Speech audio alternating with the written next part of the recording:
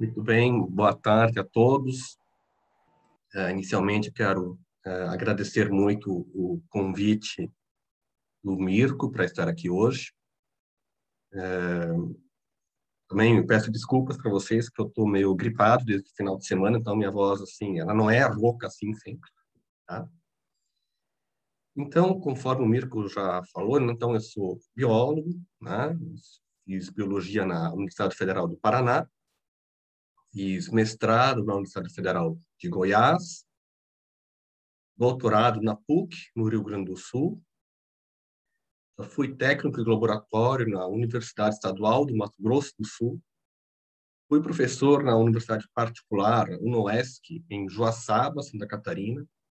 E agora vai fazer 12 anos que eu sou professor no interior do Paraná, a 500 quilômetros de Curitiba, né, na Universidade Tecnológica Federal do Paraná.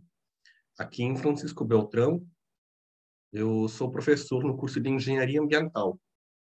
Tá? Então, é onde se abriu, na época, como o Mirko falou antes, na época da expansão, né, das universidades pelo Brasil.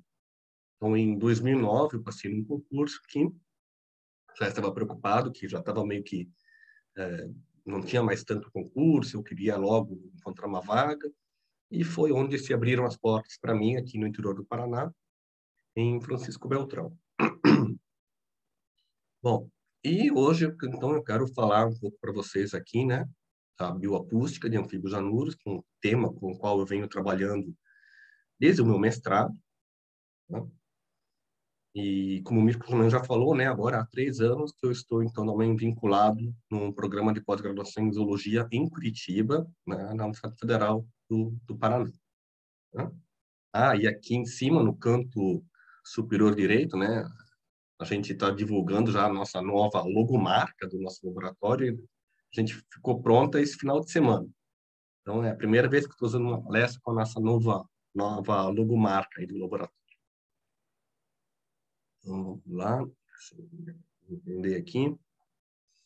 Bom, gente, por que estudar bioacústica?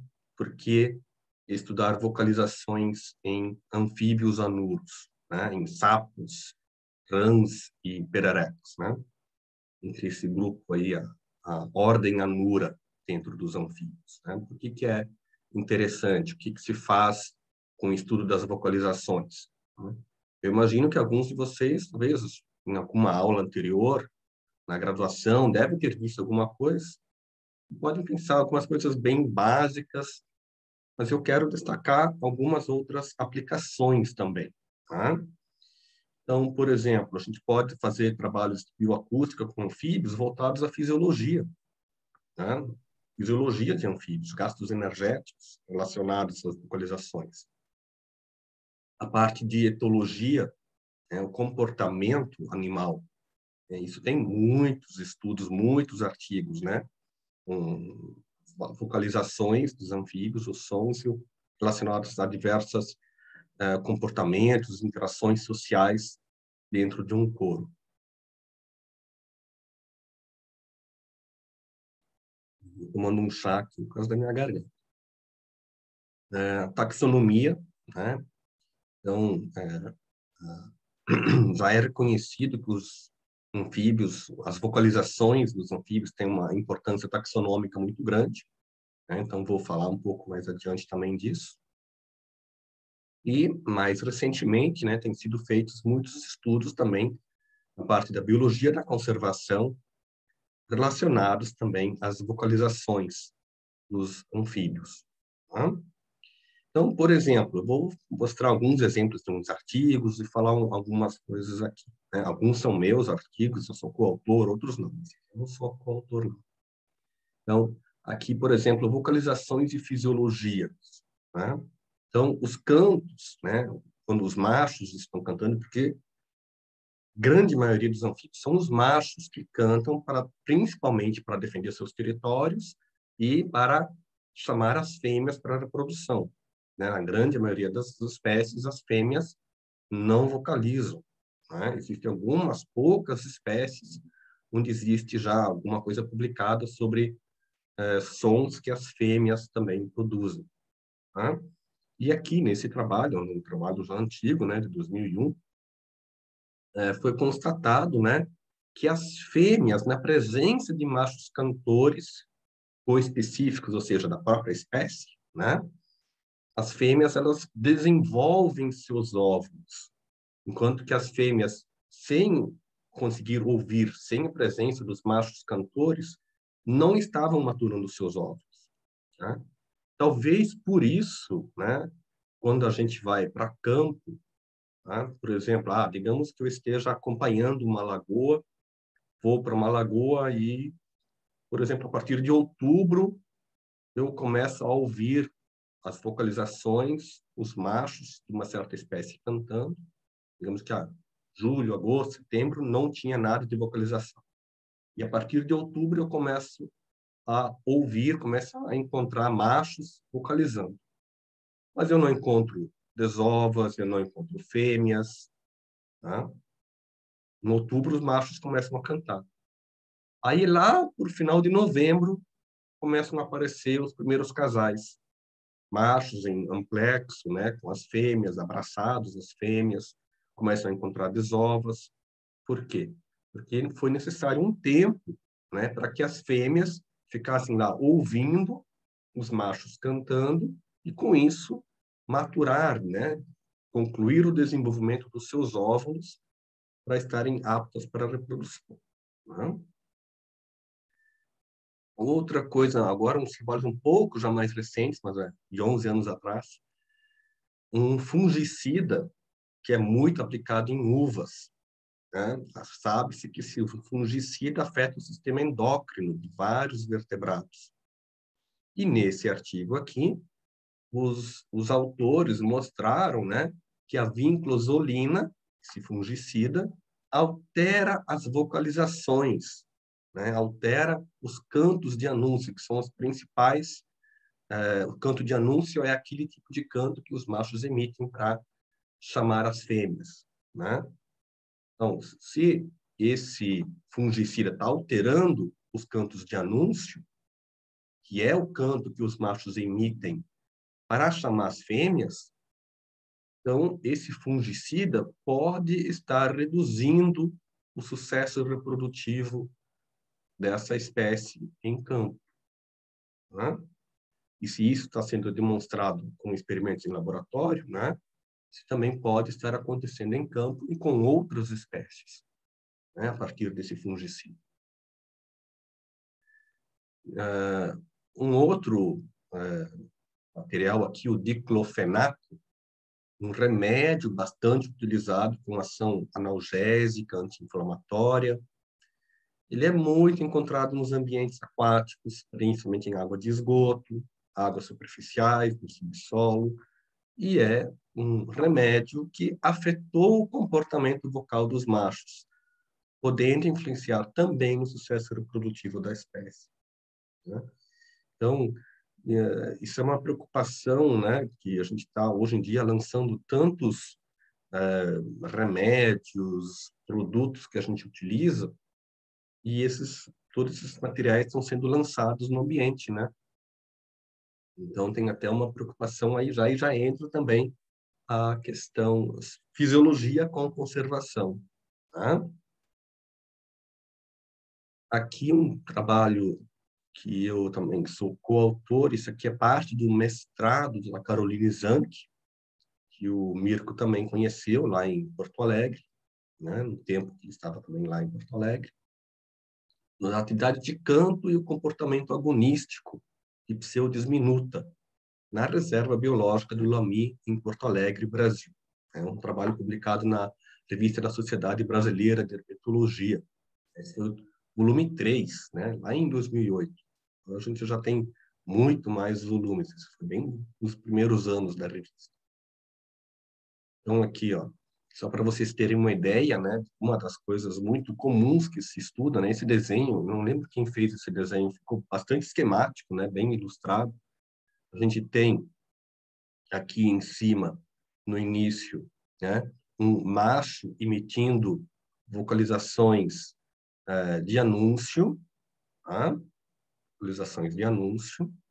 E aí, em algum momento, um outro macho, a gente chama esse macho aqui, então, de macho residente, né? Ele estava já com seu território estabelecido, ele reside naquele local. E aí, um outro macho invasor, né? Eu acho que vocês devem estar vendo o meu mouse, né? Então, na figura B, tem um macho invasor que está chegando aqui, e ele invade, né, esse espaço, o macho residente. E o macho residente, então, aqui agora na figura C, vocês veem esse macho residente nadando, pulando em direção a esse invasor, e ele emite cantos agressivos, simbolizados agora aqui por essas ondas sonoras brancas aqui. Né? Então, são vocalizações agressivas, através das quais, né, ele mostra a esse invasor, ó, eu que estou aqui nesse território, eu que mando aqui. Né?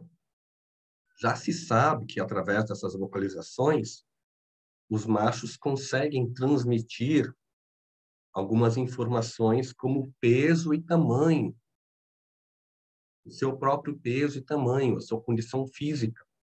Então, esse macho invasor, a partir das vocalizações agressivas do residente, ele ouve, ele percebe, além de ele entender que ali tem já um macho residente, ele sabe se esse macho residente é muito pequeno, se ele é pequeno, se ele é grande, e com isso ele avalia, ele consegue avaliar, será que vale a pena eu tentar uma briga, uma interação física, brigar por esse espaço, ou é melhor eu ir embora? Então aqui, nesse caso, está sendo ilustrado aqui que esse macho invasor pensou que não, eu não vou brigar com esse cara, ele deve ser mais forte do que eu. Tá? Então, isso também é uma forma, a gente costuma escrever, né, comentar nos artigos, dizer que isso é uma forma do macho evitar maior gasto energético. Né? Por que eu vou entrar numa disputa física, se eu já sei que aquele outro macho lá é mais forte do que eu? Tá? Mas, em alguns casos, eles entram também em outras espécies, a gente tem interações físicas violentas, né? Que, inclusive, algumas espécies arranham o outro macho nas costas, a gente costuma encontrar indivíduos com as costas arranhadas, até pequenos machucados, inclusive. Tá? E aí, na figura F, né, que no final a gente vê ainda que esse macho residente, quando o invasor foi embora, o residente ainda deu vários pulos aqui ao redor, emitindo vocalizações agressivas, para realmente ter certeza que o invasor foi embora. Tá? Aqui a gente eu não tenho o som para colocar agora aqui para vocês, mas ficam só o sonograma e o oscilograma, né? São os gráficos que a gente costuma produzir, então, para ilustrar os sons. Né? Então, existem também diversos softwares, diversos programas, alguns gratuitos, outros não, né? Nos quais a gente analisa essas vocalizações, esses sons. Né? E aqui nós temos canto de anúncio, com canto agressivo do tipo 1, canto agressivo do tipo 2, tá? Outra coisa aqui, vocalizações e etologia, né? Um trabalho recente que foi parte agora não lembro se foi mestrado ou doutorado do Vinícius, né? Vinícius foi aluno da Sônia Sequin, em Universidade Federal de Santa Maria, e eu ajudei eles um pouco também, esse trabalho com crossodáctilos, né? Crossodáctilos faz parte de uma família de anfíbios que a grande maioria dessas espécies elas são de hábitos diurnos, né? Os machos cantam ao longo do dia, né? Alguns também cantam um pouquinho à noite, mas muitos deles são ativos durante o dia, né? Ao contrário dos outros anfíbios, a maioria que são noturnos. E esses bichos vivem durante o dia ao longo de pequenas corredeiras, riachos, né? E essas corredeiras, elas produzem um chamado ruído de fundo, né? Então, se você certamente já estiver em algum lugar onde você tem corredeiras, cascatas, cachoeiras, isso tem um ruído de fundo, um barulho muito intenso, né?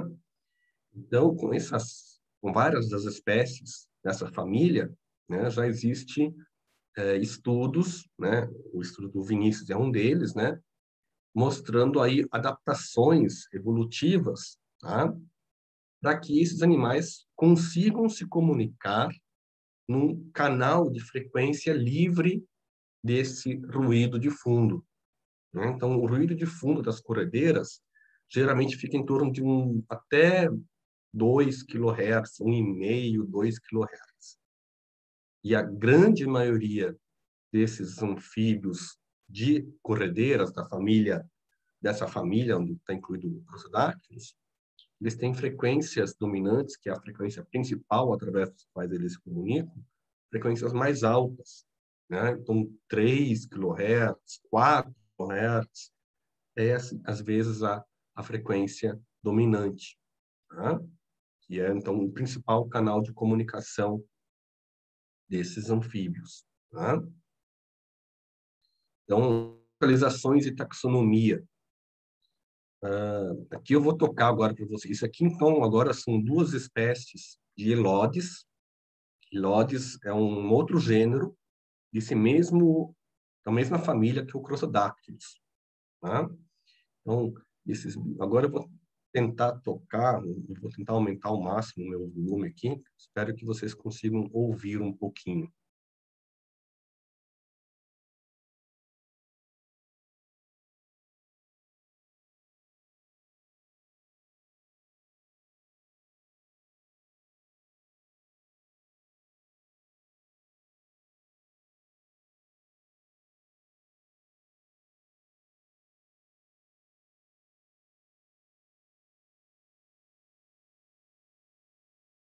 Vocês conseguiram ouvir aí? Não, Rodrigo, é possível. É, Não dá? quando você aperta em compartilhar tela, tem uma opção de compartilhar o som também. Não sei se você clicou. Não é. Qualquer coisa sai do modo apresentação e daí Sim. volta a entrar em modo apresentação. Em algum lugar aparece lá Share Sound. Tá, peraí, eu tenho que sair. Isso.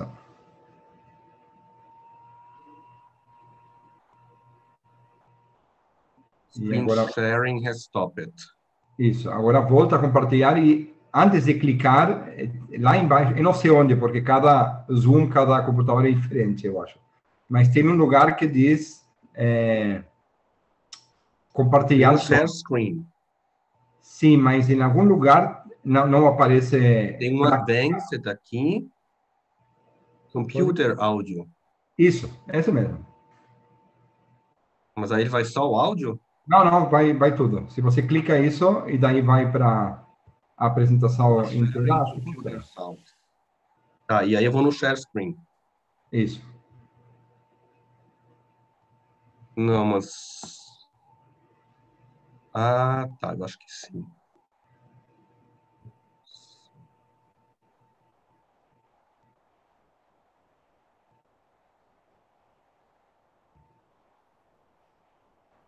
Se fechar o Ah, microfone também ajuda. hum. Tá instalando um plugin, PowerPoint. Ah, é? Estranho. Aqui eu tenho aqui Computer Audio, e aí eu tenho PowerPoint as Virtual Background. Acho que não precisa disso aí, não. Só clicar em Share Computer Audio. Ah, tá, Computer Audio. Tá, aí o Computer Audio, mas daí eu não consigo share a tela, porque quando eu clico de novo Share Screen, aí tem de novo a mesma opção. Ah, Deixa eu ver.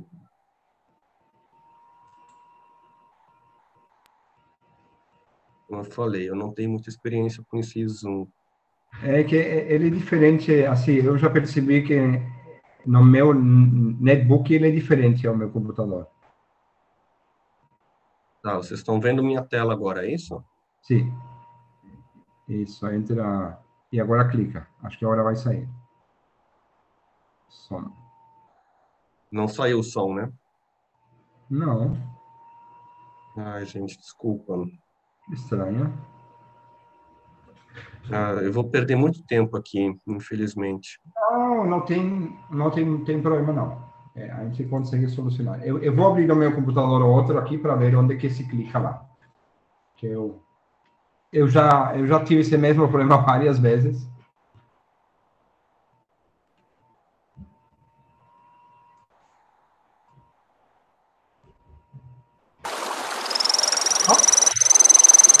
Oi? Foi? Ah, eu encontrei aqui, eu tenho um negócio aqui, os três pontinhos aqui, no, três pontinhos, aí Share Sound. Ah, pronto. Então, resolvido. Vamos lá. Ah, que bom. Na aula de bioacústica sem poder tocar som é chato. Então vamos dar Tem de que novo. ter som. Tem que ter som. Então aqui eu tenho duas espécies de LODs, tá? Então,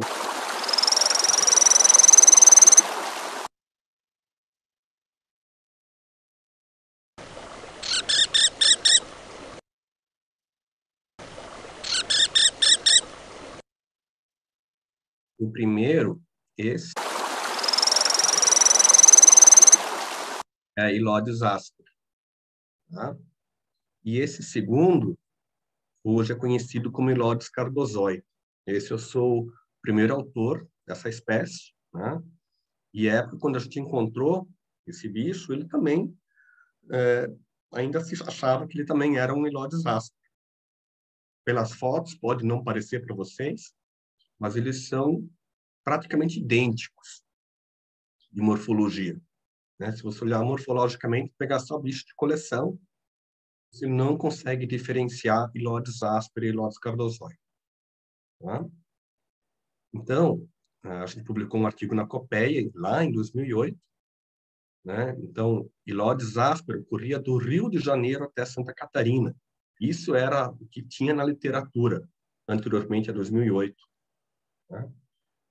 Ilodes, o gênero Ilodes, geralmente são essas rãzinhas, elas têm uma distribuição muito restrita ao longo de uma região, uma bacia hidrográfica, né, por serem anfíbios de riacho, né?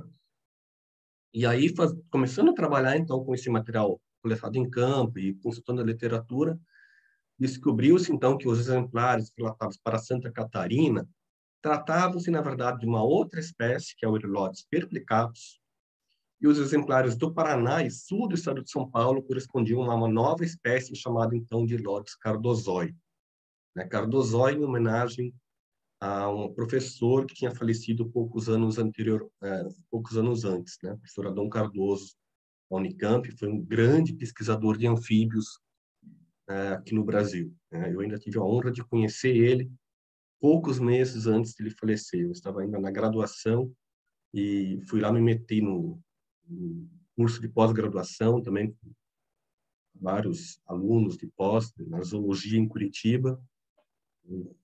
Infelizmente, poucos meses depois, ele faleceu num acidente de carro, voltando do campo. Então, aqui também é um mapa mostrando, então, esses pontos aqui, esse aqui é o litoral do Paraná, litoral de São Paulo, Rio de Janeiro, né? Então, esses pontos aqui, os círculos aqui, eles são os pontos da nova espécie, né? Os quadrados são de Ilodes asper, aqui é a localidade tipo do Ilodes asper, no Rio de Janeiro, e aqui é o Ilodes dactilocinos, os triângulos, uma outra espécie desse mesmo grupo, tá? Ah, não, desculpa, a estrela é o Ilodes nasus, né? Uma outra, então, são as espécies que a gente tinha na época, né, do grupo nasus, tá? Localizações e conservação, né? Então, quem estiver conhecendo algumas espécies, né, é possível fazer levantamentos rápidos através do registro acústico das diversas espécies, né? Já existe também o monitoramento passivo, né? Você pode tem comigo que também faz parte, eu também faço parte de um projeto grande coordenado lá pelo pessoal da Universidade Federal de Goiás, né, o INCT, de Ecologia, Evolução e Conservação da Biodiversidade, onde a gente tem equipamentos, né, gravadores autônomos, presos com cadeado concorrente para tentar evitar roubos, né, em várias florestas, aí, em vários parques aí no Brasil, né, onde esses gravadores estão lá continuamente registrando, gravando vocalizações de várias espécies, né? Além disso, alguns trabalhos já mostram também, partindo então para o lado da conservação, né, a influência de ações antrópicas, estradas, né, na variação de parâmetros acústicos. Então, tem as estradas, aeroportos, né, onde tem muito ruído, isso interfere, né? Então, nesse trabalho aqui, os autores detectaram que os machos mais próximos da estrada têm maiores taxas de repetição do que machos mais distantes da estrada. O que são essas taxas de repetição? Taxa de repetição, né? O macho está lá cantando, vai pec, pec, pec, pec, em vez de fazer pec, faz pec, pec, pec, pec, pec, pec, pec, né? Ele aumenta essa taxa de repetição do campo. Tá?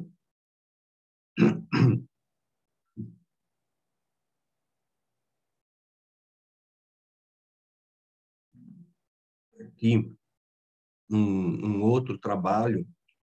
Eu esqueci de revisar aqui se a Mirko deve saber. Eu não lembro se essa ilha arbórea, acho que não é mais ilha, né, Mirko? Não, essa ainda é. Tem que ver de Essa onde ainda é, é? mas ela acho que ainda é. As demais do sul da Europa que não são mais. É. Então então tá certo. Nesse trabalho, o autor mostrou a influência dos ruídos de tráfego no comportamento de ilha arbórea, né? Então, aí, o pesquisador foi lá com um gravadorzinho, né? E ele realizou playbacks, né? Playback é você tocar o canto de anúncio novamente para aqueles machos, né? Para receber as respostas. E aí ele grava as respostas, né? E ele percebeu uma diminuição, então, na atividade vocal dos machos, à medida que ele ia aumentando, ele ia também reproduzindo esses ruídos de tráfego da estrada junto com a gravação. Tá? Bom, então eu quis mostrar primeiramente para vocês algumas das aplicações, né, dos estudos com vocalizações de anfíbios, anuros, e agora eu só quero contar para vocês um pouco, né, um pouquinho das dificuldades que os primeiros pesquisadores tiveram, né, e quando que começou a pesquisa com vocalizações com bioacústica de sapos, rãs e pererecas. Isso começou basicamente a partir de 1950. E por que a partir disso? Porque foi nessa época que a tecnologia, né, os gravadores, e aspas, portáteis, né, começaram a surgir nessa época. Tá? E aí eu vou mostrar para vocês aqui, ó, os gravadores portáteis, né? E esses gravadores portáteis continuaram sendo muito utilizados até a década, mais, inclusive até quase final da década de 90, a gente ainda encontra alguns artigos, né, de bioacústica de anfíbios. Vocês vão ver lá, gravador, foi utilizado um gravador Uher, um gravador Nagra, né, gravadores de fita de rolo, né, para usar esses gravadores aí no campo, um gravador desses às vezes pesava com as pilhas uns 3 quilos, 4 quilos, né? Aí precisava de 2 estagiários só para carregar o equipamento, né? Para ir para campo. Então, imagine hoje a facilidade, né, que a gente tem com os novos equipamentos, né? A gente já tem hoje gravadores que gravam com a mesma qualidade que esses gravadores daquela época, né? E que são pequenos, realmente portáteis, praticamente cabem dentro de um bolso, né? Eu só não vou dizer ainda que a gente já pode gravar com o celular, né? Até pode, né? Eu costumo dizer para os alunos, né? Ó, você pode gravar com o celular, né? Se você quer só mostrar o som para sua mãe, para o seu pai, para o seu tio, para sua avó, né? Quer mostrar para um colega, até quer mostrar para o professor, ó, era esse bicho que estava lá cantando. Agora, se você quer fazer um trabalho detalhado de bioacústica, publicar numa boa revista, aí você não, ou fazer uma dissertação de mestrado, uma tese de doutorado, você não vai lá para o campo com o celular e ficar apontando o celular para o sal, né? Esporadicamente, quando você não tem um outro equipamento à mão, né? Você está em campo, está sem gravador, sem microfone, mas você tem um bom celular ali, vai com o celular mesmo, né? Mas, assim, a qualidade não é a mesma, né? Perde bastante informação com essas gravações feitas com outros equipamentos, tá? Então, para quem não é muito familiarizado com a bioacústica, né? Então, eu coloquei aqui rapidamente só alguns termos mais frequentes, né? A gente costuma falar muito em vocalização, em canto, né? Nota, pulsos, frequência fundamental, frequência dominante, né? Eu não vou ficar lendo isso tudo aqui, né? Todos vocês podem ler, e a gente vai, nos próximos slides, nas próximas imagens, eu vou estar relatando um pouco disso para vocês, mostrando isso em imagens, o que é uma vocalização, canto, nota, pulso, frequência fundamental, dominante, né? Tem alguns artigos também, tem um artigo recente, fez uma revisão muito grande, bem bacana, na Zootaxa, um artigo de um alemão, que é o primeiro autor, Köhler, junto com outros autores, inclusive brasileiros, né? Um trabalho clássico aí que ajuda bastante, né, para quem quer começar com bioacústica. Então aqui, só para mostrar algumas coisas então para vocês disso, né? Então isso aqui é um oscilograma, né, de um canto de sínax fuscomarginatus.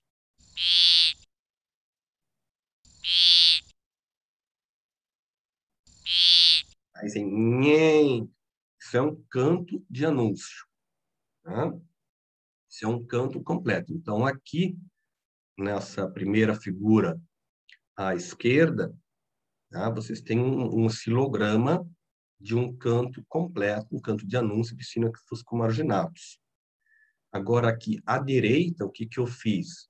Eu fiz um zoom, tá? Eu vou dentro de um programa de análise, de edição de som, tá? Faço isso, né? Eu vou lá e estico esse canto, e quando eu estico ele, eu consigo ver os pulsos, tá? Isso aqui são impulsos energéticos, né? São os pulsos, né? Quando a gente escuta, ó, você não consegue escutar não é é um som único. Então isso é uma nota. Isso é uma nota. Quando eu abro essa nota, eu consigo ver dentro da nota os pulsos, né? Quando eu fiz meu mestrado, meu doutorado, né, a gente ainda tinha, os programas não eram os mesmos que já existem hoje. A gente contava, ia na frente da tela e ficava lá com a caneta na frente da tela contando 1, 2, 3, 4, 5, 6, 7, 10, 30, 50, 60 pulsos, né? Aí, às vezes você entrava no laboratório, tinha um aluno lá concentrado na frente da tela, com a caneta na frente da tela, contando 60, 61, aí alguém chegava, batia nas costas, eu me perdi na conta, legal, começa de novo, né? Era assim anos atrás. Hoje isso já tem outras ferramentas muito melhores para se trabalhar isso, né? No próprio Raven, né? Um programa que facilita muito mais essas análises. E aqui, isso aqui é parte ainda do meu mestrado, e eu gosto muito de pegar esse exemplo desse bicho, porque ele é muito didático para mostrar, então, por exemplo, diferença de frequência fundamental e frequência dominante, né? Então, eu vou tocar também o canto dele aqui, para vocês terem uma ideia, né?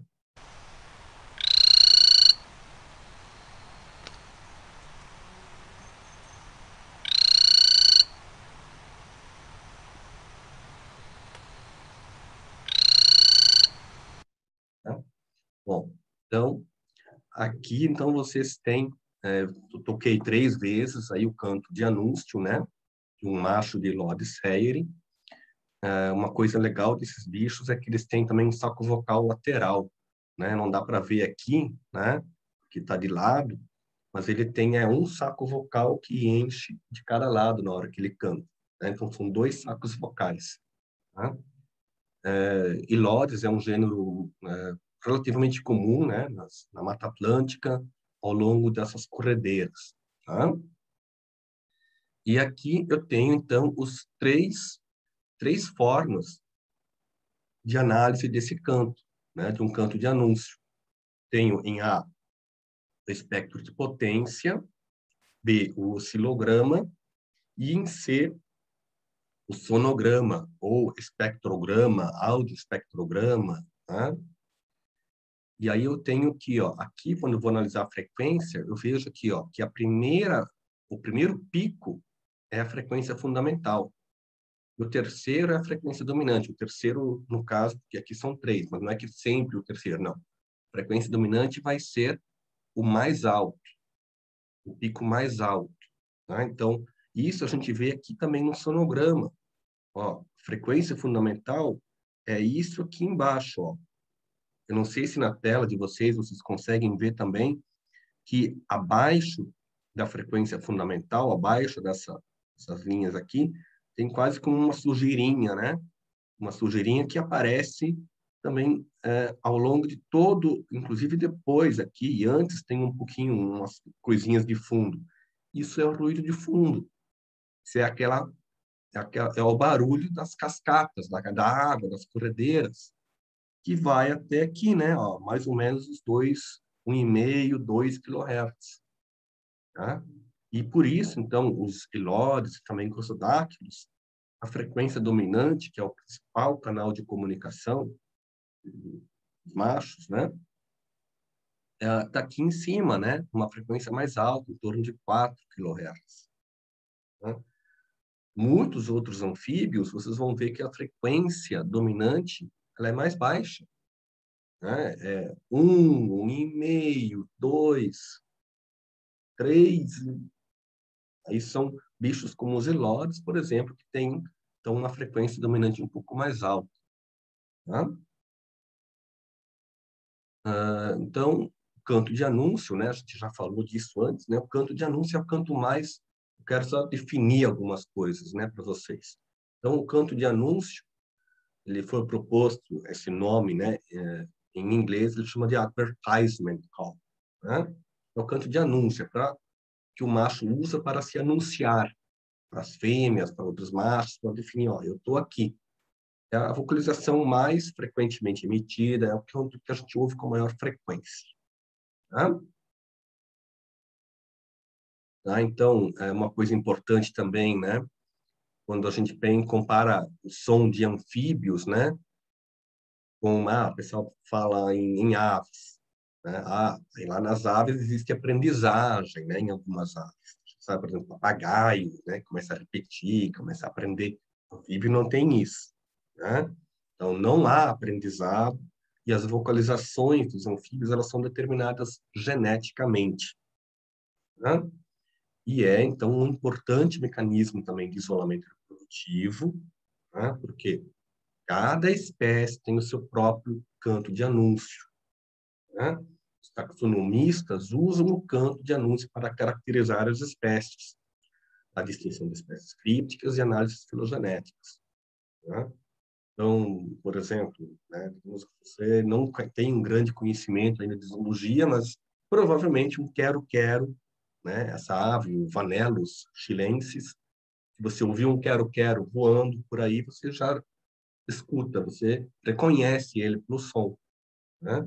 Pesquisadores de anfíbios, eles conhecem uma grande variedade, uma grande riqueza de anfíbios pelo som, né? O Mirko, eu e alguns alunos que estão aí, né, já andam no mato e escutam. Isso é uma Bona Faber.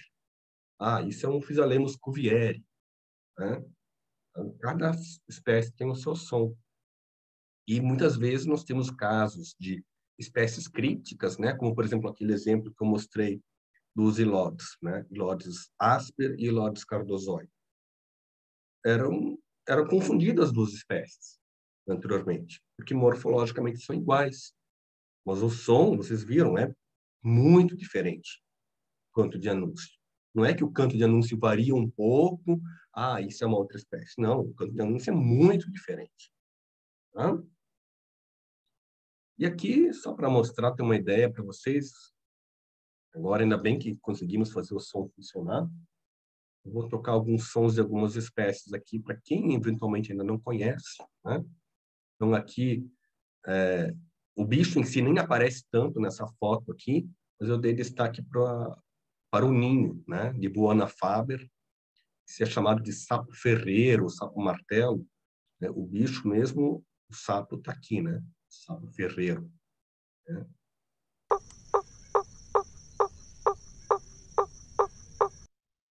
Esse é o sapo ferreiro ou sapo martelo. A Buana leptolineata.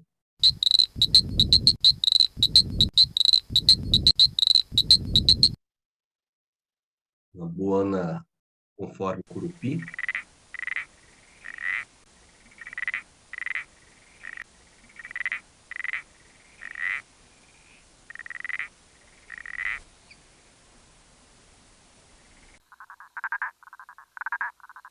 É a Buana prazina.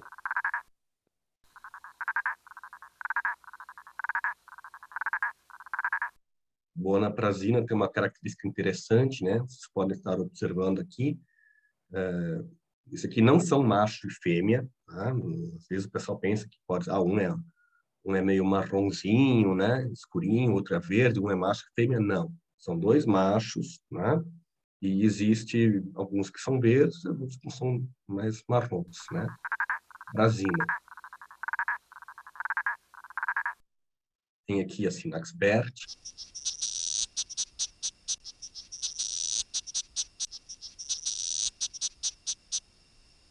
Aqui a Synax granulatus.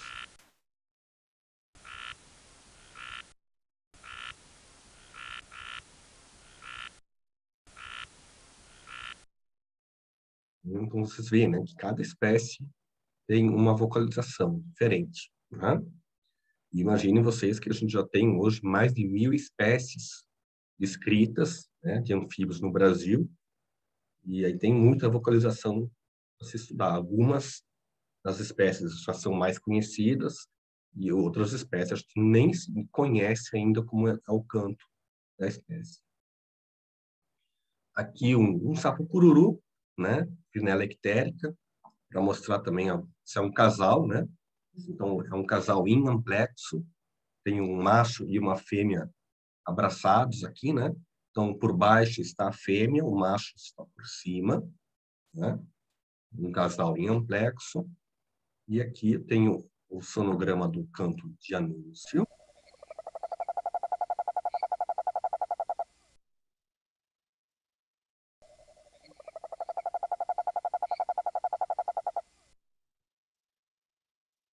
E aqui embaixo um sonograma de um canto de soltura.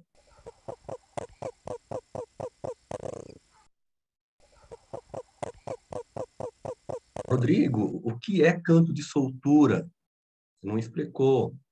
Canto de soltura é um canto que o macho emite quando ele está sendo amplexado, está sendo abraçado por outro macho, né?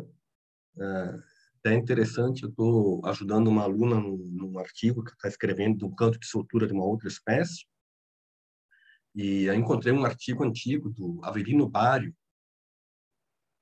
e ele dizia, os abraços homossexuais, né? É um artigo de 62, 64, né? Ele dizia que nessa espécie é comum ouvir os sons, os cantos de soltura dos abraços homossexuais dos machos, né? Então, é quando um macho tenta desesperadamente encontrar uma fêmea para reproduzir e ele acaba, às vezes, amplexando outros machos, aí o macho de baixo emite esse som, né? Nos casos de rinela, ainda é comum ter vibração da parede do corpo, né? Ao longo barriga ali do bicho, ele faz algumas vibrações exatamente para sinalizar para o macho que está abraçando ele, diz, ó, eu sou macho também, né? Canto de soltura. Esse aqui é o Aplastodis perviridis, com o seu campo de anúncio, eu acredito que chega aí também, no sul da Bahia.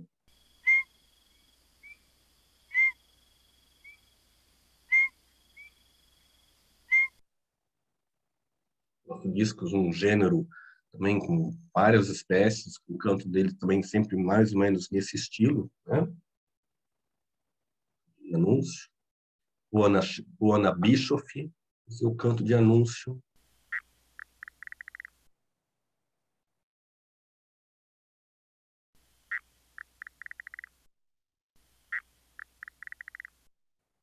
Vejam, né, que ela tem uma nota introdutória, a gente diz uma nota introdutória, e várias notas posteriores aqui.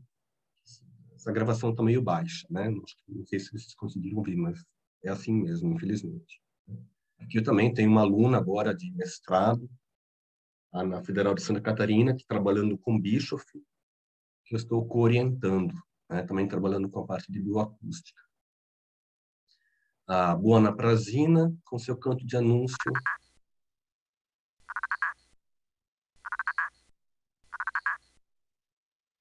Sinax fuscularius.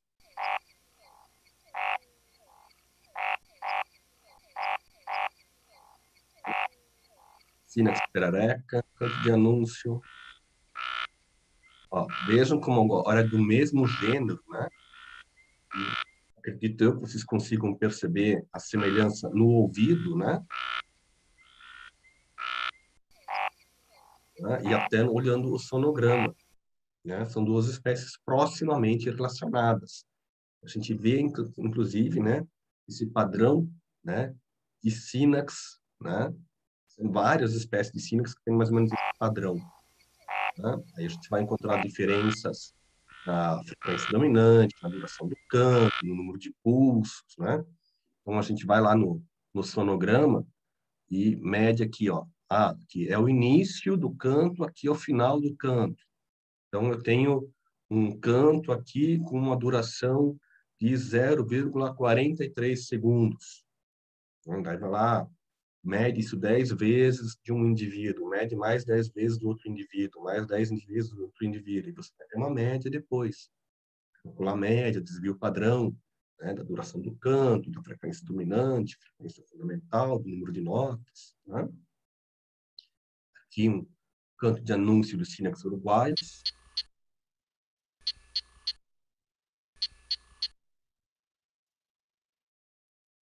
Esse bicho aqui, os finorrincos surdos.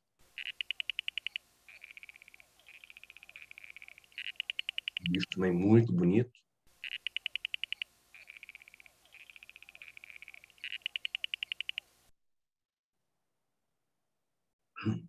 Esse aqui, o Physalenus cuvieri, chamado popularmente de rancachorro.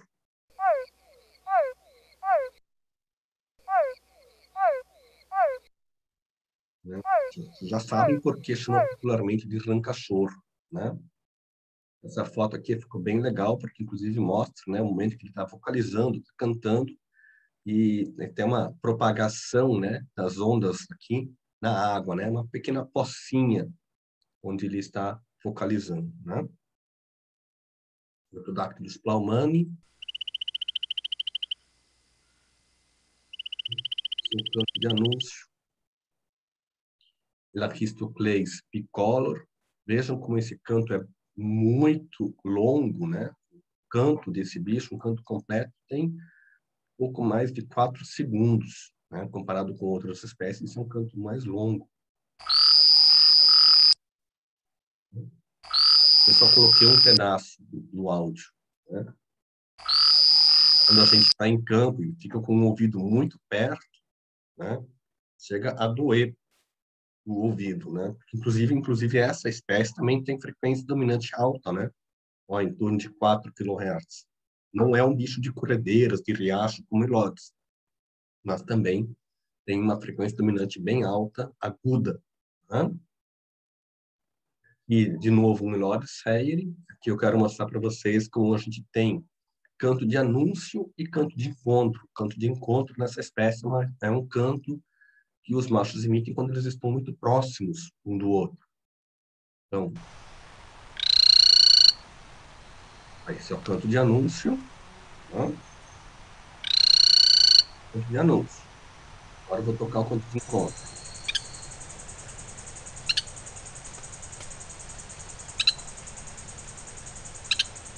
Tá? Então, o canto de encontro tem essas três notas. Tiditic, tiditic, tiditic, né? Tic, tic, tic, né? São três notas. Tá?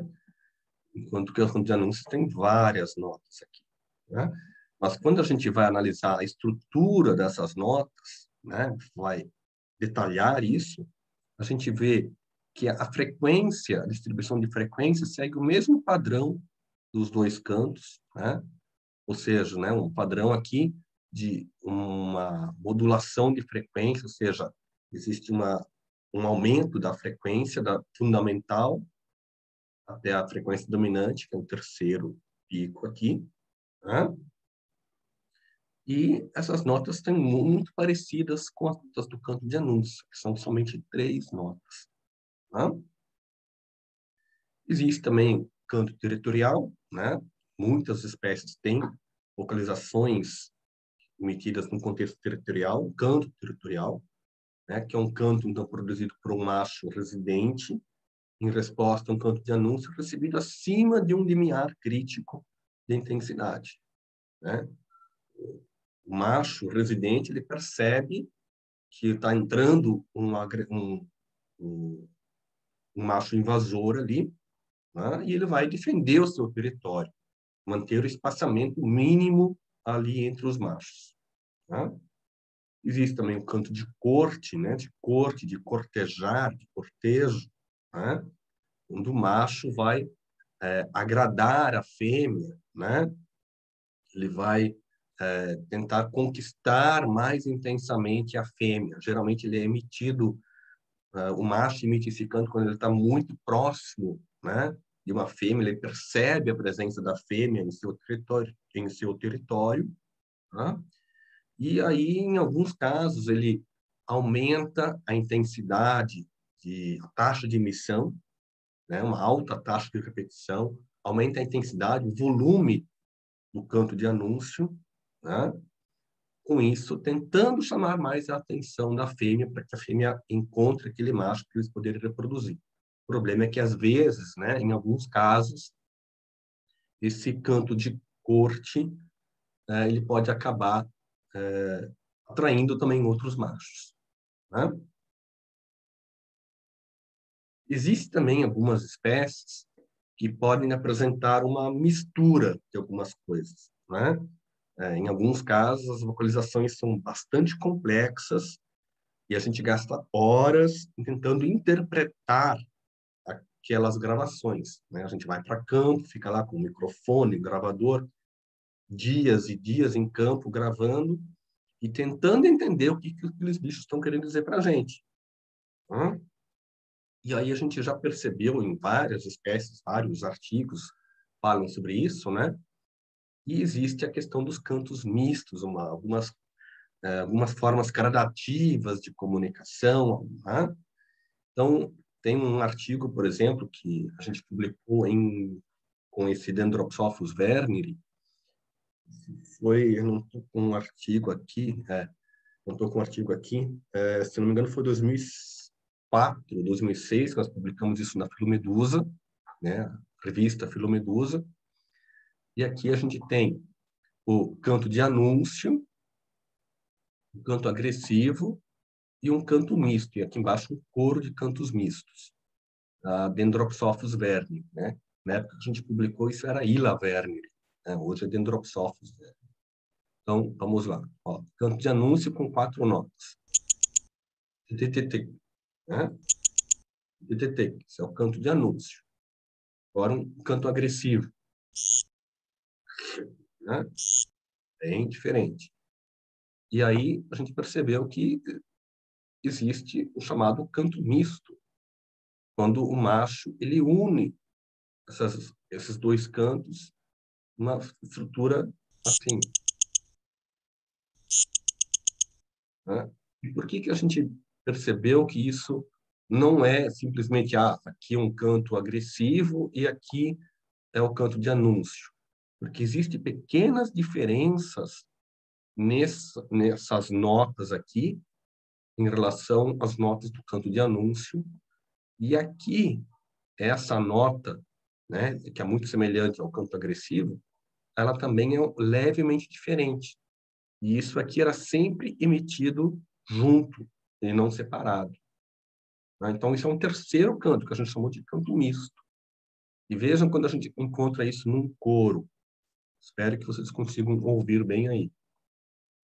Antes de eu tocar, deixa eu explicar aqui, ó.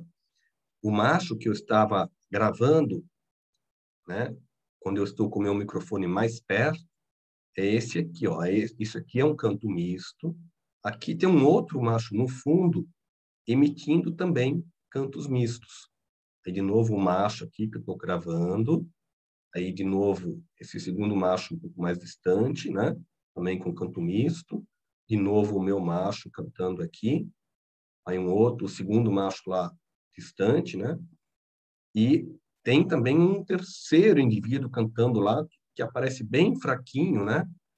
Umas bolinhas no meio aqui, que também está aí aparecendo aqui. Agora eu vou tocar isso, vamos ver se vocês entendem, conseguem seguir a sequência aí do som para interpretar isso aqui.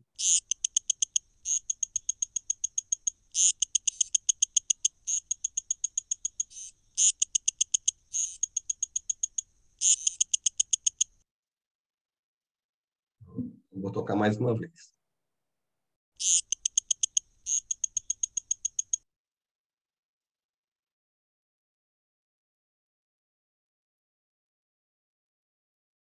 Eu estou vendo aqui vocês escrevendo alguma coisa no chat, mas eu acho que não vou conseguir acompanhar, não, né? Não vou me perder aqui. Estou falando alguma coisa da fonoteca, né? Tem a fonoteca na Unicamp, né? Onde tem, inclusive, vocês podem acessar alguns sons, né? Algumas das gravações estão disponíveis lá publicamente, né? Bastante útil. Sistemas gradativos de comunicação. Não, sistemas gradativos. Isso é uma coisa que me chamou muito a atenção quando eu comecei a ler sobre isso, ainda na época do mestrado. Depois eu não tive mais muita oportunidade de voltar a trabalhar com isso, né? Quem sabe uma hora peguei um aluno de mestrado, doutorado, né? Seguir trabalhando com isso. Isso em inglês são chamados os graded aggressive calls, né? Cantos agressivos gradativos, né? Esses cantos gradativos parecem representar um tipo de canto misto mais refinado. Esse sistema permite ao macho reduzir gradativamente, né? Vai aumentando ou vai diminuindo, né? De uma forma gradual, o número de elementos atraentes, enquanto ele aumenta a agressividade do canto, à medida que um outro macho vai se aproximando. Né? Então, existem algumas espécies que apresentam cantos mistos, formados por uma nota introdutória atraente às fêmeas e notas secundárias agressivas, que apresentam esse sistema gradativo. Quem trabalhou muito com isso, né, com algumas espécies de dendropsófilos da América Central, foi o Wells, Kentut Wells, né, e Wells e Schwartz, né? Tem alguns artigos clássicos aí da década de 80, 90, né? E a gente também viu alguma coisa parecida naquele campo, né, da Dendropsophis werneri, né, que também, né, existe isso aí, a gente só não explorou tanto, eles fizeram, o Wells e Schwartz, eles fizeram até trabalhos com playback mostrando isso, né. Uma outra espécie que também tem um sistema gradativo de comunicação é a Dendropsophis minutus, né, um bicho, quem trabalha com anfíbios aí do grupo de vocês certamente já ouviu, já coletou um Dendropsophis minutus, né? Antigamente chamado de Ila minuta, né? E esse bicho ele emite cantos de anúncio com 3 tipos de notas, nota A, B e C. A nota A atrai fêmeas em coros pouco ruidosos, em coros pequenos, né? Tanto é que muitas vezes quando você encontra um macho de Dendroxophis minutus numa poça meio isolado, cantando sozinho, ou poucos machos cantando, ele só emite a nota A. Ele está lá, calminho, tranquilo, não está em competição com outros machos, ele emite só a nota A. A nota B tem função territorial e, portanto, dirigida a machos vizinhos, né? Então, quando você tem já aumenta a densidade no coro, tem mais machos ali começando a cantar, né? Então, aí o macho começa a emitir também nota B. E a nota C serve para atração de fêmeas em coros já muito maiores, em coros mais ruidosos, né? Então, deixa eu mostrar isso para vocês aqui, ó, né? Ó, aqui eu tenho uma sequência de notas A, B, C, B, C, né? Agora eu vou tocar o som e provavelmente, assim, quem nunca ouviu, quem nunca trabalhou com bioacústica, vai pensar que isso é tudo a mesma coisa, né? É só treinando o ouvido e jogando isso, então, no software, no sonograma, que a gente vai começar a aprender a entender essas diferenças, né? Mas olhando agora aqui, né, quando eu digo para vocês, ó, isso é nota B, ó, a outra nota B está aqui, isso é nota C, a outra nota C está aqui, ó. Depois que alguém mostra, agora sim, ouçam isso agora.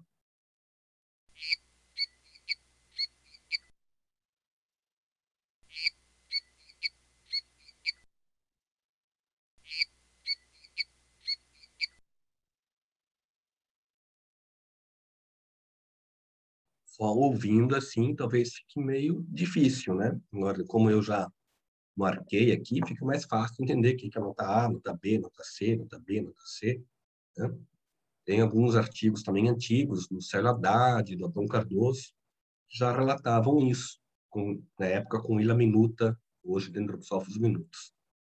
Bom, mas os machos, eles também, existem variações, né, dentro das espécies, variações intraespecíficas, e aí se pergunta o que são essas variações, quais características têm maior variabilidade, quais são os fatores que causam essa variabilidade, né? Então, se discute aí o que causa, né? Então, a gente sabe que essas variações específicas e mesmo, às vezes, variações individuais do próprio indivíduo ocorrem devido à temperatura, por isso que é sempre importante gravar, quando você está gravando uma vocalização, registrar a temperatura do ar, né? Porque pode haver diferenças gritantes, tá? Gritantes, assim, para quem não é da bioacústica vai pensar, não, o que é gritante, né? Mas, assim, é muito relevante, né, a gente realmente gravar a temperatura do ar no momento da gravação, né? Senão isso dá diferença. Tamanho e massa dos machos e as interações sociais, né? Isso tudo causa variações, né? Então, a temperatura pode influenciar diversos parâmetros acústicos, como a duração do canto, o número de notas ou pulsos, a taxa de repetição, né? Então, em algumas espécies, né, um aumento da temperatura do ar vai acarretar um aumento da taxa de repetição, uma diminuição da duração do canto e uma diminuição do número de notas ou pulsos, né? Isso já tem vários artigos mostrando, né, que isso acontece quando aumenta a temperatura do ar, né? Aqui tem um trabalho muito bom do Horst Lüdecke e do Oscar Sanches, né, publicado na Biotrópica, mostrando que as regressões lineares aqui, né, em Dendroxophis labialis, elas demonstram a influência da temperatura do ar na duração do canto e na taxa de repetição. É um trabalho muito legal esse aqui, tá? Esse aqui ainda também é parte do meu doutorado, né? A regressão linear em Buona-Bischoff, mostrando a influência da temperatura do ar na duração das notas, né? Então, ó, tem uma regressão também aqui. Regressões lineares aqui também em guanabrazina, demonstrando a influência da temperatura do ar na duração do canto e duração das notas, né? A gente vê como isso é significativo, né? Então, de modo geral, está claro, né, para muitas espécies que a temperatura tem grande influência nos parâmetros temporais das localizações, devido, então, à característica ectotérmica dos anuros. Né? Então, os parâmetros temporais das localizações, duração do canto, duração das notas, principalmente esses parâmetros são influenciados pela temperatura. Né? E, agora, fatores bióticos, tais como o tamanho, né, comprimento, rostro cloacal e o peso, sua massa, podem influenciar principalmente parâmetros espectrais, agora como a frequência dominante, frequência fundamental. Né? Então, aqui também, né? Ó, a gente tem as regressões lineares aqui em guanaprazina, mostrando a influência do tamanho e do peso, a massa, na frequência dominante. Né? Então, essas características como o peso, o tamanho dos bichos, ele vai influenciar nos parâmetros espectrais, aqui também em Aplastidiscus perviridis, né? Em Boana Bischoff, todos eles aqui a gente mostra a influência do tamanho, né, nos parâmetros espectrais, né? Então, geralmente percebe-se uma maior influência de fatores bióticos como tamanho e peso na variação de parâmetros espectrais. Né? Existe também um efeito das interações sociais, né? Isso pode ser bastante complexo, né? Os exemplos já mencionados aí anteriormente, né, dos sistemas gradativos, como, por exemplo, lá em Dendroxophos vermes, Dendroxophos minutos, né? Por exemplo, você poderia pegar agora isso ainda não foi feito, né? Pegar um trabalho lá com Dendroxophos minutos e tentar entender quando que ele vai emitir a sequência de nota A, B, B, C, ou A, B, B, B, B, C, C. Tem assim, poderia até dizer que tem uma diversidade muito grande de combinações. Agora, por que que ele faz essas combinações? Né? Por que que, numa certa situação lá, ele emite muito mais notas B do que C? Né? Porque tem combinações. Tem A, B, B, C, C, tem A, B, C, B, B, C. Por que isso? Né? Fazer muitos estudos ainda com relação a isso. Né? Com Dendrosophos vermes também, poderia fazendo playbacks, fazer muita coisa. Né? Então, vários estudos também já têm verificado a influência da distância do vídeo vocalizante mais próximo. Né? Então, se você tiver um macho a 2 metros de distância, cantando, o outro macho lá vai ter uma resposta diferente de quando você tem um macho cantando a 1 metro de distância. Tá?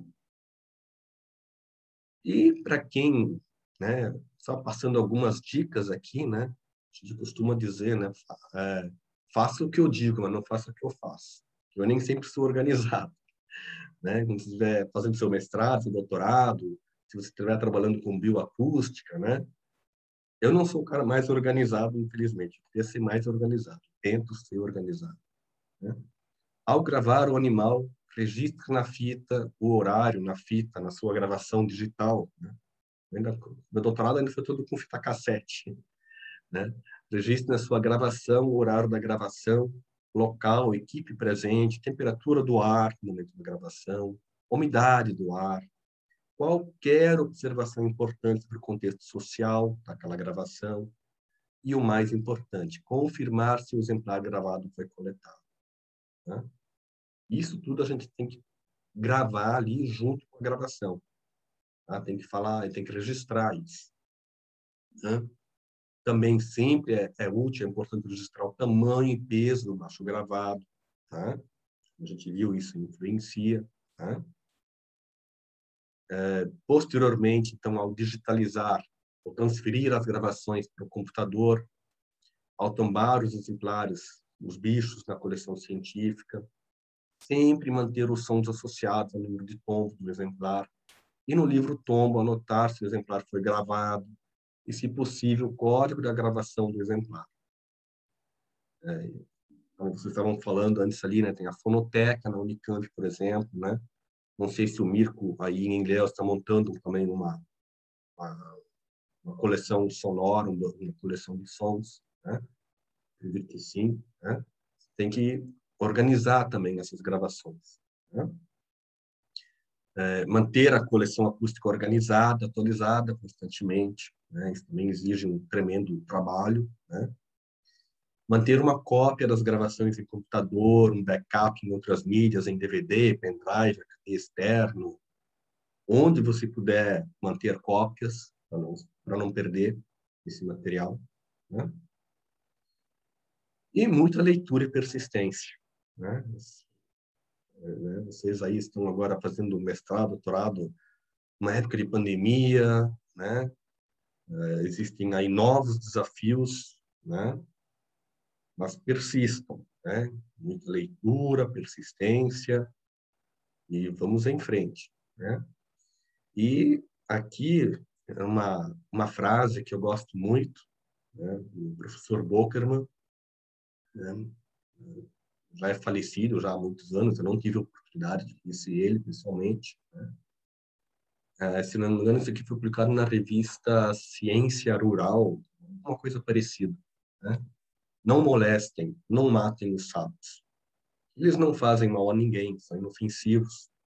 Deixem que eles castrem os bichinhos à luz dos postes e nas janelas iluminadas, ou apenas ao luar que se abate sobre as lagoas. Deixem que cantem no brejo, atraindo as namoradas das suas noites de amor, né? E aqui, além dos duas pererecas aqui, né? Uma Buona Faber e ali no Batráquio, né? E aí uma foto da minha filhinha mais nova, que gosta de ir comigo para o mato, né? Bota a lanterninha na cabeça, pega a lanterninha e vai comigo, tem a bota ali e vai comigo também procurar bicho, né? Uns anos atrás a gente fez uma viagem em família, a gente foi para o litoral do Paraná aqui, em Morretes, onde tem muito ilódes. E ilódes, para quem não conhece, é uma rãzinha, né, daquelas diurnas, mas os bichos são muito ágeis, né? Ao contrário de outros, uma Buona Faber, por exemplo, é super fácil de coletar. E Lores, o bicho é ligeiro, ele pula muito rapidamente para a água.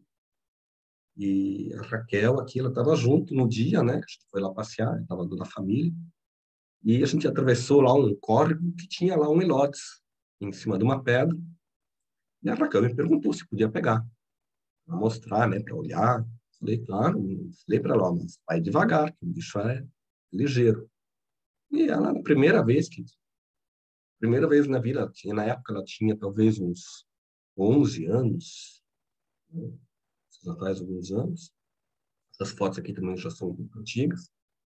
Ela foi lá no rio e pegou o bicho com a maior tranquilidade, né? Foi lá, se aproximou bem devagar, chegou perto, por causa do que uma jararaca, né? Dá o bote, assim, ela pegou, né? Toda orgulhosa, né? Para mostrar para o pai. Então, gente, aqui é uma foto para mostrar para vocês como a gente, no interior, né? A gente se veste assim, né? Caipira, né? A gente é caipira aqui do interior. É uma brincadeira, isso aqui é zoação em época de festa junina, né? Então, eu agradeço muito o convite do Mirko, né? Sigo à disposição se alguém tiver perguntas, alguma curiosidade, né? E estamos aí. Espero que tenham gostado da minha apresentação e que eu não tenha me estendido demais.